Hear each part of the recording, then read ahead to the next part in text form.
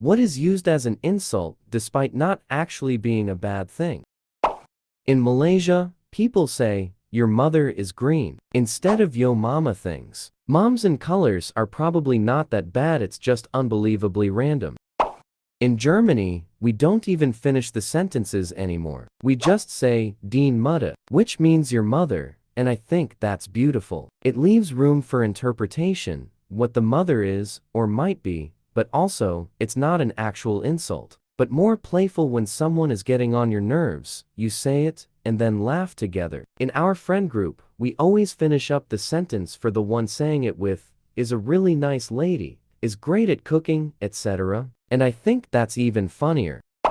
Motherfuckers are just dads. Real, I never understood this though. Why would you put your most weakest, most fragile and sensitive organs in or around a hostile person's mouth? They could bite it off. They could rupture your balls with a bite. You'd be incapacitated. I realize I'm taking this too literally, but I just imagined a tough guy dude telling his enemy to svik it and he squeals in pain as his pee-pee gets chewed.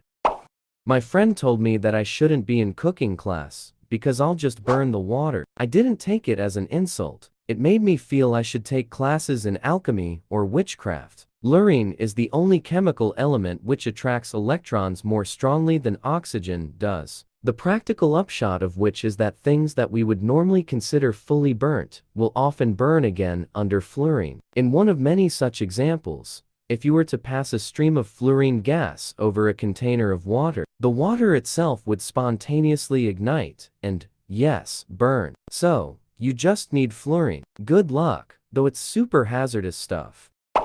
Being called cheap when it comes to stuff like not constantly updating to the newest iPhone or buying some fad clothing, etc. Yes, hello. I am not wasting my money on a $2,000 phone when my current phone does absolutely everything I need it to do. Sneakers with a certain logo on them don't make me a better person, etc. I'm not cheap. I'm smart with my money. Nothing wrong with having good stuff. The trick is to spend the money once and let it last as long as it lasts. That's not cheap. That's just thinking ahead. Not gonna replace my car till it has too many problems. Not going to replace my phone till it's clearly at the end of its life cycle. Also FAVC brand name clothes. I'm not going to pay someone to advertise their fashion company. If I could, I'd have no brand on anything. Being adopted. Not sure how this counts as an insult, especially when it's used like, "Oh, your parents don't really love you, they chose you. They went through all the potential kids and picked you to spend their lives with." I think by definition that means your parents want you. In Australia, the term wog traditionally was an insult to a person of a Greek or Italian background that immigrated to Australia. I'm aware it means something completely different in the UK, and I'm not referring to that. Having lived in the Melbourne western suburbs for multiple years, I can tell you a lot of folk will often use the term as a badge of pride, though in a lot of ways a lot of people of a pan-Mediterranean background use that term on themselves, not just those of Italian and Greek descent. In fact, several Greek-Australian comedians have made an entire cottage industry around it with movies like The Wog Boy and its sequels and spin-offs. Calling someone a virgin as though it is by definition synonymous with being a loser. Honestly, the people I know who are virgins are much more confident and self-assured than me, a non-virgin, though I don't think there's a causal relationship there. Also, some people just don't want to FAVC, and that doesn't make them less valuable as a person than someone who does. I'm Indian, and as kids, my parents would say this threat in our language to scare us, and it translates into, "or else, I'll get you married," which I'm guessing meant more in their days on account of getting arranged marriages very young. But it still felt so threatening when they said it to me as a kid, even though it was a total bluff. But as an adult, I don't know why I was so scared by that phrase, lol. And now that I'm 30 and still unmarried, I'm a little disappointed by their bluffs, because I could really use the help getting married now. Virgin. Turns out isn't all that great unless you really kind of love the person you're having with. Best to wait until you find that. Don't get me wrong. As a 45-year-old woman who had plenty of with people before I found my husband, I had lots of fun and many orgasms. But after the deed is done, if you're not really into the person, it becomes awkward, and you just want them to leave. At least really like the person, so you at least will want to get a meal or something after. Snowflake, the right coined the phrase. It's a derogatory name for sensitive liberals, but has recently been coopted by the left to describe certain Republicans as well. It just tickles me that the right complains about the loss of individualism, but come up with derogatory names using things that themselves represent uniqueness. No one's snowflake it alike. I genuinely hate wokeness though. Woke people are the ones telling me to identify as Latinx, saying that my natural hair is cultural appropriation of black people, telling me that if I'm only attracted to people with dicks, I must be transphobic, and saying that men shouldn't have an opinion on abortion, but being appalled that I don't care about Roe v. Wade being overturned. If that's progressive, then that just means I hate progressive people because of the way they treat me. A common example of something that is used as an insult despite not actually being a bad thing is the term nerd. In the past, being a nerd was often associated with being intelligent and interested in academics, but it was also used as an insult to suggest that a person was socially awkward or uninterested in popular culture. However, as society has evolved and embraced geek and nerd culture, the connotations of the term have changed, and it is now often seen as a positive thing to be a nerd. Despite this shift, some people still use nerd as an insult, despite it not being a negative attribute. Men and other women very frequently insult my wife for being tall. It's not good or bad. Neither is being short. Both can be somewhat inconvenient, but it's pretty objectively neither good nor bad. But I guess deviation from the norm shall be punished. Short men and tall women get nasty comments for no fucking reason.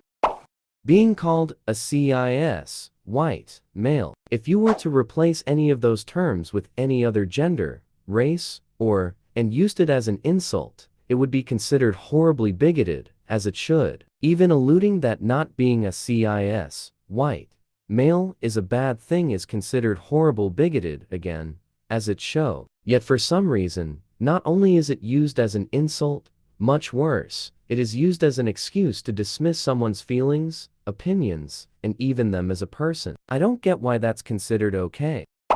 Narcissist. Narcissism has nothing to do with morals, which most people are confused about. They think narcissist is synonymous with bad person, but it literally just means that someone has an inflated sense of self-importance. That doesn't equal evil, but people misusing it to describe people they have negative history with has led to people thinking that's what it means. Mouth breather. My entire life I've been unable to breathe through my nose, which I only just found out was from a deviated septum, polyps, and some other conditions. But people throw mouth breather around like it's an insult. And I'm like, yeah, it's that or suffocate. Being selfish. A person who continually puts others ahead of themselves almost always ends up worse off than someone who puts their best interest first. They probably think their good will come back around to them later on. But life doesn't work that way. Only in fairy tales do your good deeds get returned. Calling someone a whale for being fat. Whales aren't fat. They are actually extremely athletic creatures that swim over 100 miles a day, sometimes more during migrations. They are also some of the most elegant swimmers out there. So calling someone a whale is basically a compliment. Cracker. Everyone loves a cracker in some fashion. Crackers just require a little something else to make them more appealing. You have a whole bunch of bland crackers and it is just sad. But you try eat soup without crackers. You're upset because you really want those crackers. Crackers make most things better, but kind of svick on their own. Most of the insults really, are just good mommy doggos. Everyone likes a nice cunts, and pussies are nice for the lesbians and straight dudes. Dicks are all good for the gay dudes and straight chicks. Everyone likes a good favk, and favkers are just people that favk so obviously someone is into them. At school, I remember older boys calling me a fanny washer. In the UK, a fanny is a woman's genitalia. Remember saying something like, yeah, Sounds good. I'd love to be a fanny washer. I'd be the best fanny washer ever, just washing fannies all day and getting paid for it. Sounds amazing. When do I start? Hey guys, we're like, actually, he has a point. We're still going to beat your scrawny for your cheek, you little prick. But touch, sir. You have a valid point in relation to the societal status of a fanny washer in the minds of young men. We will reconsider this insult in future. Then kicked my ass. I never did grow up to be one. Jack of all trades. Used to be a way of saying you're pretty good at a lot of things, so you would very useful. Now, people think it's better to be a master of one thing, leaving out that you are forsaking being good at other things. Basically better to get B's in all your classes than to have an A in English, but D's and F's in everything else. Another one I heard from my wife when they were reviewing people. Another manager said, "Yeah, but he works to live. Wouldn't it be better to live to work?" Saying that he wasn't dedicated enough. There are several things that are often used as insults despite not actually being bad things. Here are a few examples: being called sensitive or too emotional. While some may see these traits as weaknesses, many others view them as strengths and believe that being in touch with one's emotions is a positive thing. Being called nerdy or geeky. People who are passionate about science, technology, comic books, video games, or other niche interests are sometimes teased or made fun of, but these interests can also bring joy and fulfillment to people's lives. Being called uncool or out of touch. What is considered cool or hip changes over time and can vary from person to person. Just because someone may not be into the latest trends or fashions doesn't mean they're uncool or out of touch. It just means they have their own unique tastes and preferences. I think anything that feels like not an insult probably came from another time or place where it was. Either way, it hands down has to be "have a blessed day," which is like Christian speak for "I hope a well-endowed donkey splits your anus open, giving you a good ramming." But since Jesus would never say that, you say something passive-aggressive instead. Calling someone gay. That's literally saying you like the same gender and expecting it to hurt someone's feelings. First of all, there's nothing wrong with being gay, and if you think otherwise, you clearly have a total of 2 or less brain cells. Second of all, that roast is about as original as a 9/11 joke. My grandmother used to say, "Anda la royo," when she was kind of annoyed with someone, which was part of a longer saying, "Anda la royo con tu tío Goyo," and I can't remember the rest in Spanish. In English, the whole thing was, "Go to the river with your tío Goyo and his cabbage." She didn't know its history, but assumed it was similar to take a long walk off a short pier. I'm not reading that paragraph you wrote. Okay, I'm sorry you can't take the time to read one paragraph on the internet when someone is having a conversation with you. I'm sorry you can't think deeper than 2-sentence statements. I'm sorry having the brain capacity to think beyond TikTok seconds surpassed you. I find it funny that when someone has balls, it's used more as a compliment in response to something daring or risky. Yet, calling someone a pivsy is an insult, referring to someone as scared. As a dude, I'd argue that what the female reproductive system can do is more impressive, so one would think that would be the compliment. Just an outdated double standard, I suppose. Nimrod, in modern English, this is used as an insult to mean someone dim-witted or stupid when the word comes from the biblical figure who was described as a king and a mighty hunter. When it started being used as an insult is unclear. However, the first recorded use of it as an insult appears to be in a letter from Robert E. Lee in 1836, when declining an appointment to West Point. It was possibly thrust into modern vocabulary in 1914 by Robert Tressels, the ragged-trousered philanthropists, when used sarcastically to describe a foreman named Hunter as a play on both his name and his self-righteous indignation. Probably the most effective, however, was in an early Looney Tunes short from 1948, What Makes Daffy Duck, where Bugs Bunny sarcastically refers to Elmer Fudd as Nimrod.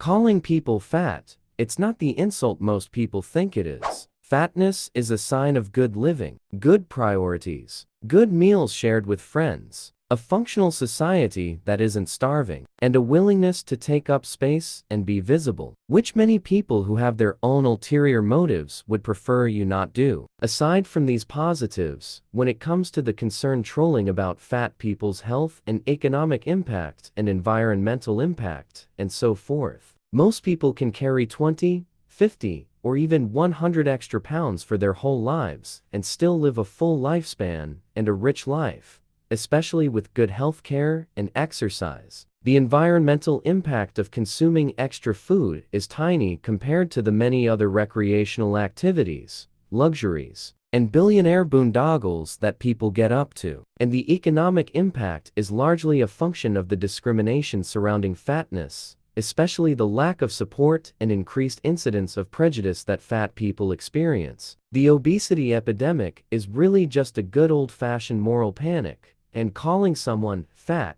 is really just a revelation of one's own bigotry. Having low intelligence. Fess. How is having a low IQ a moral lacking? Willful ignorance? Absolutely, but not just being born with a lower capacity for learning. Absolutely nothing bad about it. Also, calling someone ugly. Not being high on the current beauty scale has nothing to do with being a good person. Here in the Netherlands, the most rude people tend to use diseases as insults and swear words. In case of the insult, I never understood it. Why call someone you dislike a cancer sufferer? Are people with cancer to be looked down upon or something? It's not only disgusting, it's also nonsensical. I never understood the racial stereotype of making fun of black people over food items like barbecue, Kool-Aid, hot sauce. I'm white. I enjoy all those things immensely myself. Ain't nothing wrong with being known for making and enjoying quality barbecue. Some of the best barbecue ribs I ever had were from black friends of mine. Ain't never had spare ribs that good. Autism. It hurts when people use autism as an insult despite it not being a bad thing, because that make people who have autism like me feel like there is something wrong with us, so think about that next time you use autistic as an insult. You are insulting millions of people for something they can't control. Used to crack me up when a black guy called me honky. Years ago, I heard a commotion outside my apartment, 2 girls screaming at each other. I couldn't quite tell where it was coming from, so I opened the front door and peeked outside. Both girls were right there. One turned to me and screamed, "What you lookin' at, white boy?" I laughed and closed the door. Did she just insult me? I couldn't tell. I don't know if it counts, but all my life people have commented that my hands are so soft. I wear gloves a lot, when I work on my car, when I lift things with rough edges, when it's cold out, when weightlifting, when I worked. I don't know, I depend on my hands to get done, so I generally try to take care of them. Being told, "You're too picky," when it comes to being selective in dating. It is not a bad thing to not want to settle for a subpar partner. I'm very happy on my own. If I wind up dating again, they have to be a pretty special person. In particular, the thing that garners that comment is I don't date guys who drink, smoke, vape, or do drugs. According to most women, that too I'm searching for a unicorn and need to settle. Also that I don't do LDR. I've done plenty of long-distance relationships. The real unicorn is the ones that work out. I'm just not in the phase of life where I'm willing to have a relationship through the computer. Please tell me there's someone Scottish here. Cunt is only a bad thing depending on the prefix. Good cunt. Top cunt.